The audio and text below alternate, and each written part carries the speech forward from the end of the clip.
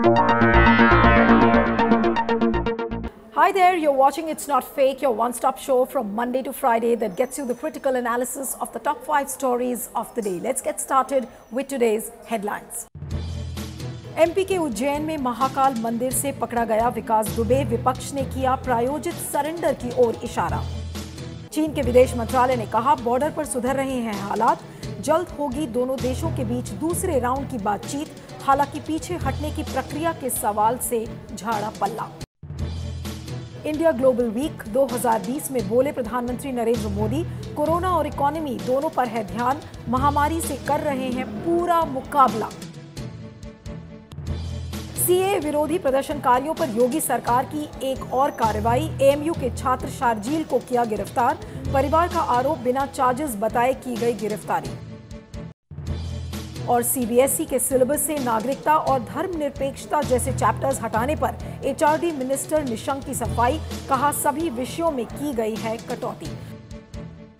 तो इन सारी खबरों को आपको एक एक करके बताएंगे, इसका विश्लेषण करेंगे, इसके पीछे के सवाल भी आपके सामने लेकर आएंगे। लेकिन शुरुआत करते हैं आज की हमारी पहली बड़ी खबर से, और वो खबर जुड़ी हुई है कानपुर एनकाउंटर के मामले में। 5 से 6 दिन बीत चुके थे और गैंगस्टर विकास दुबे, जो कि फरार था, आज सुबह मध्य प्रदेश के उज्जैन इलाके से आज वो पकड़ा गया है। गिरफ्तार हुआ है या सरेंडर हुआ है, इसको लेकर अभी कोई क्लैरिटी नहीं है, लेकिन जो बताया जा रहा है, जो एमपी सरकार की तरफ से, जो वहाँ के जो गृह मंत्री हैं नरोत्तम मिश्रा और जो वहाँ के पुलिस सोर्सेज हैं, उनके हवाले से जो खबरें आ रही हैं, वो ये कहा गया है कि उज्जैन के महाकाल मंदिर में विकास दुबे दर्शन करने के लिए गया था। वहाँ पर उसने 250 रुपये की प्रसाद की पर्ची कटवाई और वीआईपी पास का दर्शन के लिए उसने अप्लाई किया था, जिसके ज़रिए उसने दर्शन किया। और वहाँ से जब लौट कर आया है तो पुलिस को शक हुआ, पुलिस ने उसको पहचाना और अचानक बिल्कुल बॉलीवुड फिल्म स्टाइल में उसने बोला कि जी हाँ, मैं ही हूँ विकास दुबे, कानपुर वाला, और ये कहकर फिर पुलिस ने उसे गिरफ्तार किया है। तो आज जो सबसे बड़ी खबर है वो यही है कि इतने दिन से जो फरार गैंगस्टर था, आज उसे पकड़ लिया गया है, पुलिस की गिरफ्त में आ गया है। यूपी पुलिस का ये कहना है कि अब उसे यूपी पुलिस उसे ट्रांजिट रिमांड में लेगी। लेकिन जो बड़े सवाल खड़े हो रहे हैं कि कल जो खबरें आ रही थी कि वो यूपी से भागकर फरीदाबाद आया, फरीदाबाद के बाद उसने राजस्थान का कोटा क्रॉस किया और कोटा के बाद वो उज्जैन पहुंचा। तो आज सबसे बड़ा सवाल ये है कि जो गैंगस्टर जिसके पीछे यूपी की पुलिस इतने दिनों से छानबीन कर रही है, और वो जिन इलाकों में छानबीन कर रही है उन इलाकों को छोड़कर आज विकास दुबे उज्जैन में जाकर पाया गया है। तो किस तरीके से विकास दुबे यूपी से निकलकर और उज्जैन तक पहुंचा, वो एक मिस्ट्री है, वो एक रहस्य है कि कैसे उसे आने दिया गया, टोल्स को उसने कैसे क्रॉस किया, पुलिस की जो एक पैनी नज़र बनी हुई है वो कहाँ थी, क्या वाकई में पुलिस ने उसको अलाउ किया कि वो एमपी जाए, क्योंकि ऐसा माना जा रहा है कि उसके इन-लॉज वहाँ पर मध्य प्रदेश में रहते थे और मध्य प्रदेश की police has it turn soft on Vikas Dubey, ये भी एक बड़ा सवाल है। क्या बीजेपी की सरकार उसे संरक्षण दे रही है, ऐसे बहुत सारे सवाल खड़े हुए हैं। लेकिन प्रियंका गांधी वाड्रा ने भी इस बात को कहा है कि जिस लापरवाही से उसे पाया गया है वहाँ पर, और बिल्कुल एक लैक्सिटी देखी गई पुलिस फोर्सेस के बीच में कि कितनी आराम से वो यूपी से निकलकर आज 5 से 6 दिन के बाद आज वो उज्जैन में मिला है, तो ये साफ दिखाता है कि कहीं ना कहीं पुलिस और इस गैंगस्टर का नेक्सस था, जिसकी वजह से वो आराम से उज्जैन तक पहुंचा। अब ये एक प्री कोऑर्डिनेटेड एक सरेंडर इसे कहेंगे, अरेस्ट करेंगे, जिसमें अखिलेश यादव ने भी बोला है कि ये गिरफ्तारी है या फिर सरेंडर है, इसे साफ करे। और साथ में ही अखिलेश यादव ने ये भी कहा है कि जो उसके कॉल डेटा रिकॉर्ड्स हैं उसे पब्लिक डोमेन में लाना चाहिए, ताकि ये पता चले कि रास्ते भर विकास दुबे किससे बात कर रहा था। तो ये तो जो जांच की प्रक्रिया है उसका दायरा है और जो सारे सवाल खड़े होते हैं। लेकिन एक सवाल ये भी है कि ऐसे गैंगस्टर्स की कहानी और जिस बर्बरता से उसने पुलिस को मारा है, तो ये तो बिल्कुल तय है कि उसे पूरी तरह से इन्फॉर्मेशन थी कि 50 से 55 पुलिस वाले बिकरू गांव पहुंचेंगे और उसे अरेस्ट करेंगे या उसे मारेंगे। लेकिन आज सवाल ये उठता है कि अचानक से जिस पुलिस को ये पता था कि ऑलरेडी विकास दुबे के खिलाफ 60 से ज़्यादा मामले दर्ज थे, तो अचानक से क्या इमरजेंसी आ गई और अर्जेंसी आ गई कि उसे गिरफ्तार करना पड़ा। दूसरा ये कि क्या कोई कास्ट एंगल भी है, उस पर सोचिएगा, क्योंकि ठाकुर वर्सेस ब्राह्मणवाद की जो एक लड़ाई दिख रही है अभी तक, जितने भी एनकाउंटर्स में जो विकास दुबे के जो एड्स मारे गए वो ज़्यादातर ब्राह्मण्स हैं, तो क्या कहीं ना कहीं एक अंडर प्ले हमें कास्ट वॉर का भी दिख रहा है। क्योंकि एक ज़माना था जिस समय कि हम चंबल की घाटियों में ऐसा सुनते थे कि जो गैंगस्टर्स थे, वहाँ के डकैत थे, वो पुलिस को इस तरह से मारते थे, और बहुत दशकों के बाद अब विकास दुबे का नाम सामने आ रहा है और जिस बर्बरता से उसने इतने सारे पुलिस वालों को मारा है, तो आज बहुत सारे सवाल खड़े हैं। जांच की प्रक्रिया का जो दायरा है वो बहुत संदिग्ध है कि क्या उसे राज्य सरकार पनाह दे रही है, पुलिस क्या उससे सॉफ्ट है, बहुत सारे एंगल्स हैं। लेकिन साथ में कास्ट एंगल को भी रूल आउट नहीं किया जा सकता, क्योंकि योगी सरकार में जिस तरह से ब्राह्मण वर्सेस ठाकुरवाद का एक अंडरकरंट दिखता है, तो उसे ये भी नज़र आता है कि एक कास्ट एंगल भी इसको लेकर हो सकता है। लेकिन जो विनय तिवारी, जो चौबेपुर पुलिस स्टेशन का जो एसएचओ है, वो एक बहुत इंपॉर्टेंट विटनेस होगा इस पूरे मामले में, क्योंकि आपको ध्यान होगा कि एक चिट्ठी का जिक्र जो कि डीएसपी जिनकी जो शहीद हो चुके हैं देवेंद्र मिश्र, उनकी चिट्ठी में ये कहा गया था कि जो विकासपुर चौबे के जो एसएचओ हैं और उनके बीच और विकास दुबे के बीच में एक नेक्सस की बात कही गई थी उस चिट्ठी में। उस चिट्ठी के बारे में यूपी पुलिस बिल्कुल शांत है और कुछ भी नहीं बोल रही है। तो उस चिट्ठी का क्या, जिसमें इस क्रिमिनल और पॉलिटिकल नेक्सस की बात कही गई है, उस चिट्ठी के बारे में आज यूपी पुलिस क्यों नहीं कुछ बोल रही है? तो एक जो नेक्सस है, एक कॉन्स्पिरेसी है, उसका एंगल है ही, लेकिन साथ में एक कास्ट वॉर के अंडरकरेंट्स भी दिखते हैं। इस पर आपका क्या सोचना है? फिलहाल विकास दुबे को गिरफ्तार कर लिया गया है, अब उसे यूपी की ट्रांजिट रिमांड में लिया जाएगा और उसके बाद ये केस किस तरीके का टर्न लेता है वो इंटरेस्टिंग होगा। आप इस खबर के साथ बने रहिएगा और इसकी पल पल की जानकारी मैं भी आपको देती रहूंगी। इस पर आपका क्या फीडबैक है ज़रूर मुझे बताइएगा। अब आपको अपनी अगली खबर की ओर लेकर चलते हैं और वो खबर जुड़ी हुई है इंडो चाइना गतिरोध के मामले में। आपको ध्यान होगा कि एक top high level meeting under national security advisor Ajit Doval के अंडर में उसको हाई लेवल पैनल को फॉर्मुलेट किया गया था, जिसके बाद अजीत डोवल और जो चाइना के जो स्टेट काउंसलर है वांग यी, यानी कि वहाँ के जो फॉरेन मिनिस्टर हैं, उनके बीच की बातचीत हुई, जिसके बाद जो मोडालिटीज़ थी डिसएंगेजमेंट की, पीछे हटने की, उनको फर्म अप किया गया। डी एस्केलेशन के पहला राउंड शुरू हुआ, जिसके दौरान अभी जो खबरें हमारे पास आ रही हैं उसके हिसाब से जो डिसएंगेजमेंट का प्रोसेस है वो पेट्रोलिंग पॉइंट 14, 15 और 17 इस पर पूरा हो गया है। लेकिन जो सबसे डिफ़िकल्ट जो फ्रिक्शन पॉइंट है वो अभी भी पैंगोंग सो लेक है, और इस लेक के चारों तरफ ये कहा गया है कि जो करीब 3000 चाइनीज़ ट्रूप्स वहाँ पर इकट्ठे हैं, उनकी प्रेजेंस वहाँ पर अभी भी बनी हुई है, उन्होंने वो जगह खाली नहीं किया है। Now why the Chinese army has not vacated the area, that is not part of the disengagement process. We do not know why the Chinese army has not vacated that area. So Pangong Tso lake का जो disengagement process है वो अभी भी संदिग्ध दायरे में है कि वहाँ से हमें बहुत ज़्यादा जवाब नहीं मिल रहे हैं कि पैंगोंग सो लेक में, जहाँ पर बताया जाता है कि चाइनीज़ आर्मी ने एक अपना झंडा भी गाड़ा था, तो उस एरिया को लेकर क्या डिफ़िकल्टीज़ हैं दोनों देशों के बीच में, ये अभी भी एक रहस्य बना हुआ है। लेकिन जो ट्रूप कॉन्फ्रंटेशन की जो बात है वो आपको ये भी बता दें कि जो पैंगोंग सो का जो एरिया है, ट्रूप कन्फ्रंटेशन वहाँ पर इस समय मैक्सिमम बताया जा रहा है। तो जाहिर सी बात है कि जो विड्रॉल का जो प्रोसेस है वहाँ पर सबसे ज़्यादा डिफ़िकल्ट होगा। और आपको ये भी बता दें कि जो फिंगर 4 और फिंगर 8 के बीच का जो एरिया है वहाँ पर ही चाइनीज़ आर्मी ने इंट्रूड किया था, और वहाँ पे ये बताया जा रहा था कि जो टेंट्स गाड़े गए थे उन टेंट्स को डिसमेंटल करने की भी खबरें आ रही थी जो बाकी एरियाज़ हैं। तो आज सबसे बड़ा सवाल ये है कि अगर वहाँ पर चाइना की प्रेजेंस इन एरियाज़ में थी तो प्रधानमंत्री नरेंद्र मोदी ने जो ये बात कही कि कोई भी चाइनीज़ आर्मी के जो सोल्जर्स हैं वो हमारी टेरिटरी में नहीं आए, उन्होंने कोई स्ट्रक्चर्स नहीं खड़े किए, तो आज इन बातों से ये साफ होता है कि चाइनीज़ इंट्रूजन हुआ था। अब इसे इंट्रूजन का नाम दिया जाए या इसे ट्रांसग्रेशन का नाम दिया जाए, ये अभी कहना मुश्किल है। इसी बात को मोदी सरकार को साफ करना होगा। अगर पार्लियामेंट सेशन, मॉनसून सेशन अगर होता है तो इसको लेकर बहुत सारे सवाल जवाब किए जाएंगे। विपक्ष लगातार इस बात को कह रहा है कि मोदी सरकार को इस बात को साफ करना चाहिए कि जो इंट्रूजन का जो प्रोसेस है, चाइनीज आर्मी किस एरिया तक वाकई में आई थी।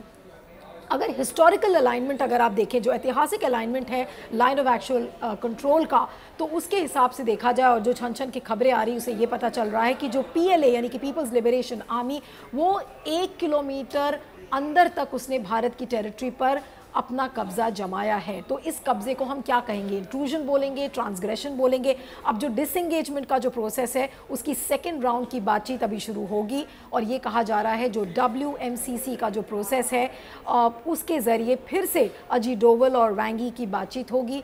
लेकिन जो पूरा एक्सपेंशनिज्म का जो प्लॉट है चाइना का, जो विस्तारवाद का जो पूरा प्लान है चाइना का, वो अब क्या मोड़ लेता है? वाकई में डिसएंगेजमेंट होगा और डिसएंगेजमेंट की जो मोडालिटीज़ हैं उन्हें किस तरीके से तय किया जाएगा? क्योंकि बार बार इस बात को कहा जा रहा है कि अगर लाइन ऑफ एक्चुअल कंट्रोल पर चाइनीज सोल्जर्स अपने वेपन्स को नहीं हटाते हैं, पीछे नहीं हटते हैं, अगर 5 मई की जो पोजीशन है तो उसे क्या माना जाएगा? क्या उसे हम डिसएंगेजमेंट मानेंगे? क्या उसे हम पीछे हटना मानेंगे? तो इन सारी चीज़ों पर जो निगाहें हैं वो टिकी हुई हैं।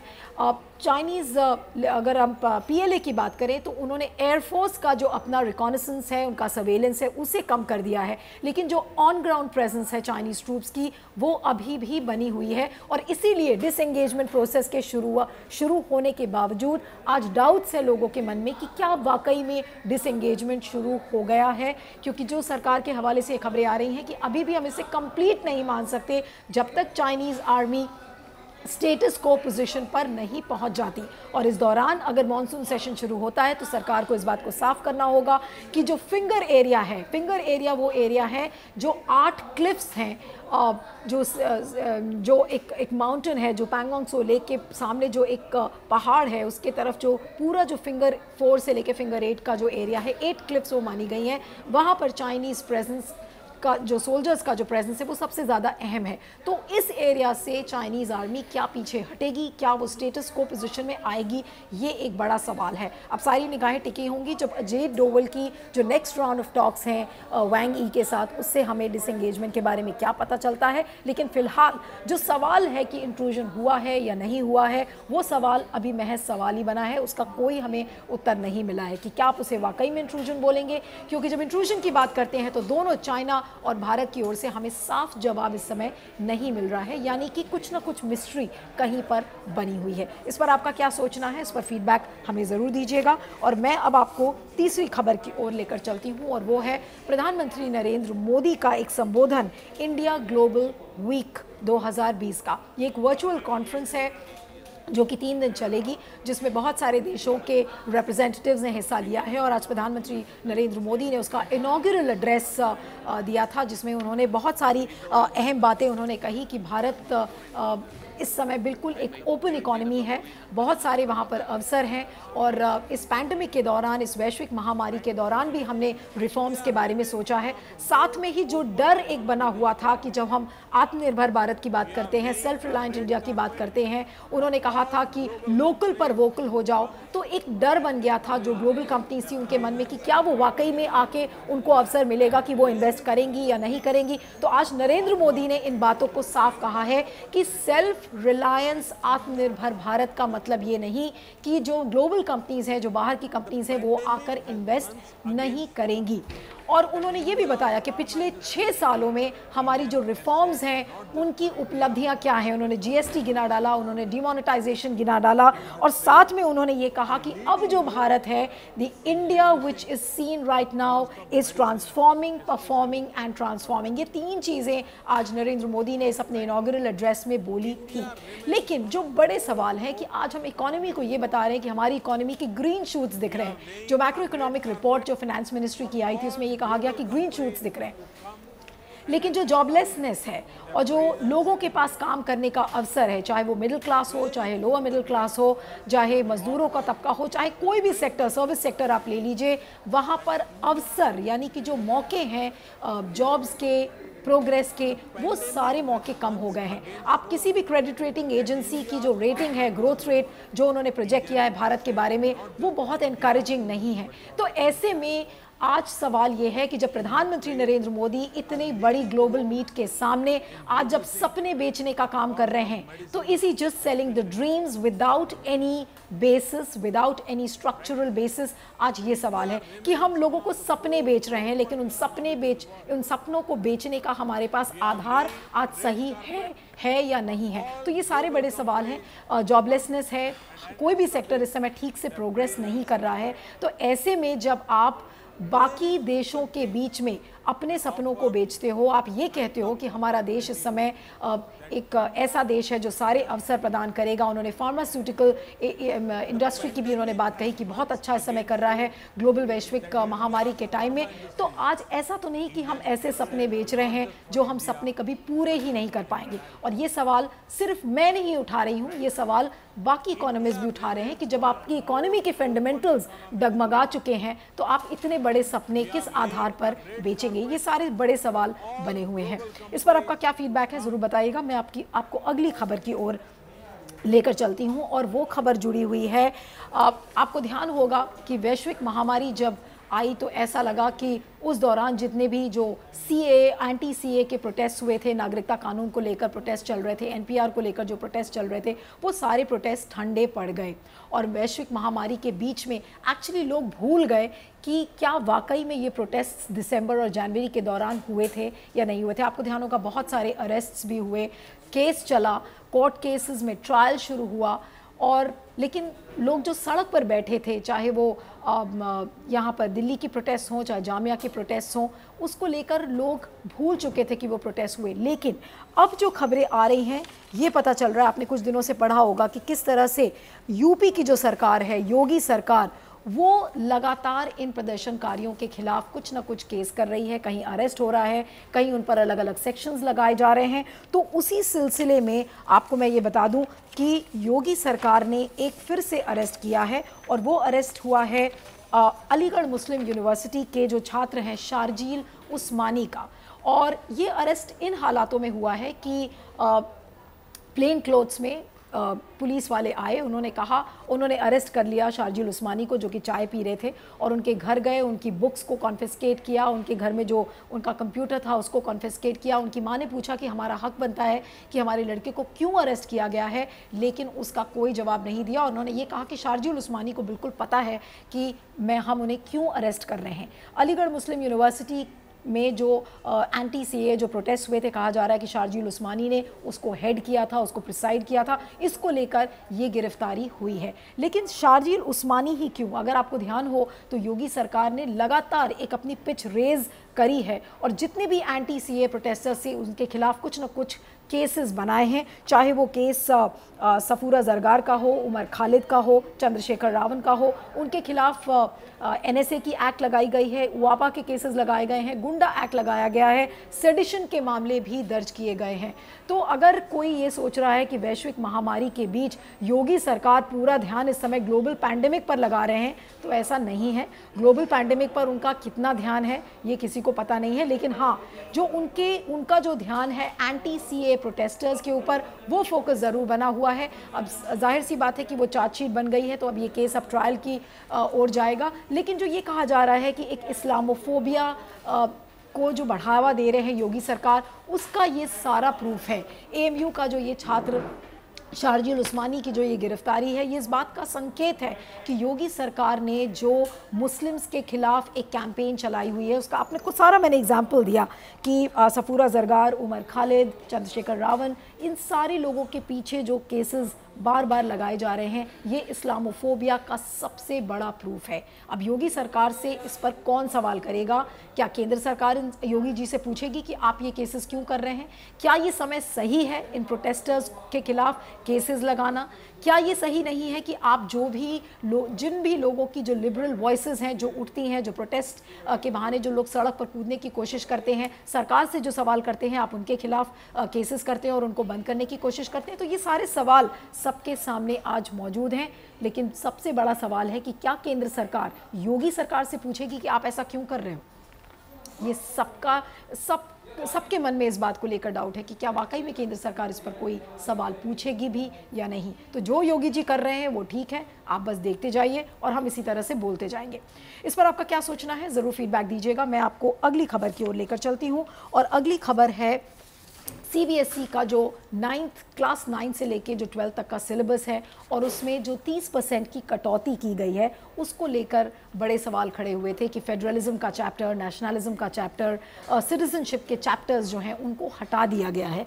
तो अगर मैं आपको कहूँ, इसको लेकर ममता बनर्जी ने, विपक्षी पार्टीज़ ने बहुत ज़्यादा बोला कि आपने इन चैप्टर्स को, जो अहम भूमिका है जिसमें कि बीजेपी सरकार का रोल नज़र आता है, चाहे वो हम नेशनलिज्म की बात करें, चाहे सिटीजनशिप की हम बात करें, तो जिन मुद्दों पर, जिन चैप्टर्स पर मोदी सरकार से बड़े सवाल पूछे जा रहे हैं, उन चैप्टर्स को बहुत कन्वीनियंटली हटा दिया गया है। इसको लेकर बहुत ज़्यादा लिखा गया है सोशल मीडिया पर, अलग अलग विपक्षी पार्टीज़ ने सवाल खड़े किए। तो उस पर आज एचआरडी मिनिस्टर निशंक पोखरियाल ने अपने क्लैरिफिकेशंस दिए हैं और बहुत इंटरेस्टिंग तरीके से उन्होंने जो सारे सब्जेक्ट्स को गिनाया है कि सिर्फ सिविक्स का ही सब्जेक्ट नहीं है जहां से हमने चैप्टर्स हटाए हैं, लेकिन उन्होंने कहा कि मैथ्स, फिज़िक्स, ये सारे सब्जेक्ट्स ऐसे सब्जेक्ट्स हैं जहाँ पर चैप्टर वाइज उन्होंने ये बताया कि हमने क्या क्या चीज़ें हटाई हैं। तो उन्होंने कहा कि जिस तरीके से राजनीति की जा रही है शिक्षा को लेकर, तो शिक्षा से राजनीति को हटा दिया जाए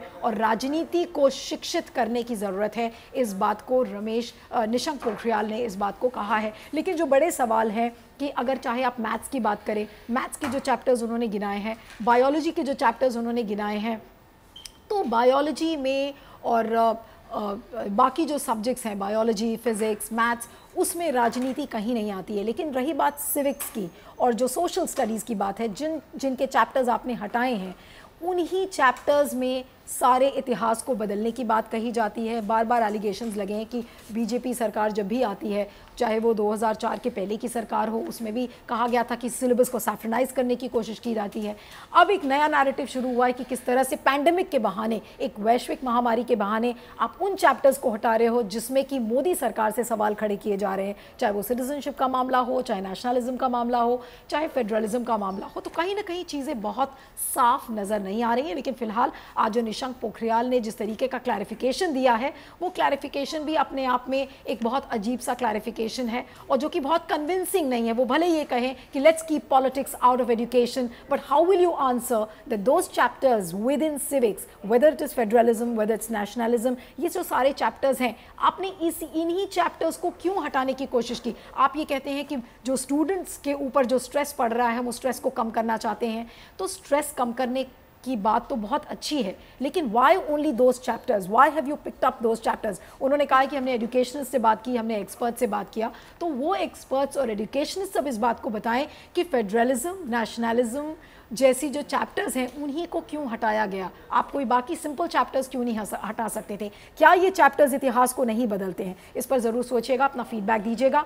इट्स नॉट फेक की 5 बड़ी खबरों में इतना ही। आपको इट्स नॉट फेक कैसा लगा? आप मुझे ट्विटर पर फॉलो कर सकते हैं @neelu317। आपकी स्क्रीन्स पर एक ईमेल आईडी फ्लैश कर रहा होगा, उस पर आप अपना फीडबैक दे सकते हैं। Thank you so much for watching it's not fake.